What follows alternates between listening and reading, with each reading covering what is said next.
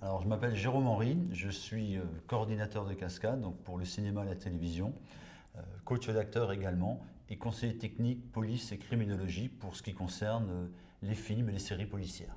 J'ai débuté ma carrière dans la police nationale. Ensuite, j'ai été garde du corps et j'ai rencontré un jour un des fils de Robert Hossein qui s'appelle Igor lorsque je faisais la protection sur un spectacle qui s'appelait L'affaire du courrier de Lyon en 1988.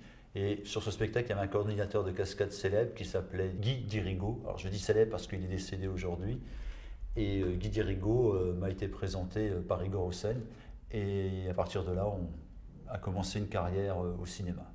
Alors, formation initiale, oui, et continue, puisque j'ai fait quand même pas mal d'études après le bac. J'ai fait des études en criminologie, en psychologie, pendant de nombreuses années, avec une formation de formateur en communication orale et comportementale. Et je suis aujourd'hui, oui, reconnu comme un expert en gestion de crise. Oui.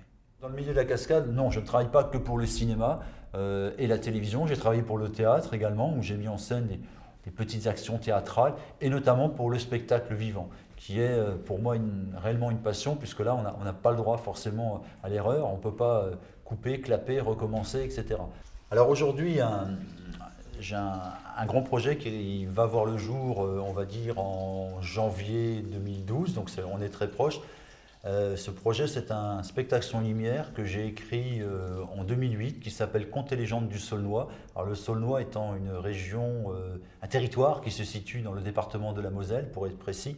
Ce projet, ce sont les lumières que j'ai écrit, retrace les contes et légendes de notre pays, de notre territoire. J'ai travaillé pendant 8 mois à 1 an dans la recherche d'archives départementales, historiques, dans des associations d'histoire, etc., pour retrouver toutes ces traces, toutes ces bribes d'éléments qui constituent aujourd'hui un spectacle haut en couleur avec 350 personnes, dont 50 techniciens, 17 chevaux et des lumières à couper le souffle. Donc c'est un spectacle qui aura lieu en août 2013 sur 6 représentations.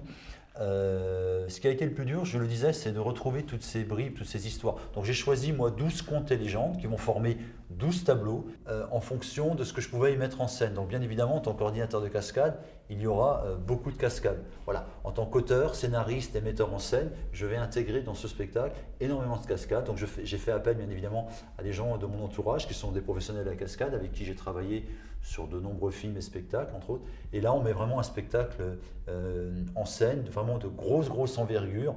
Ouais, c'est vraiment une grosse machinerie avec une retombée, enfin quelque chose de très gros.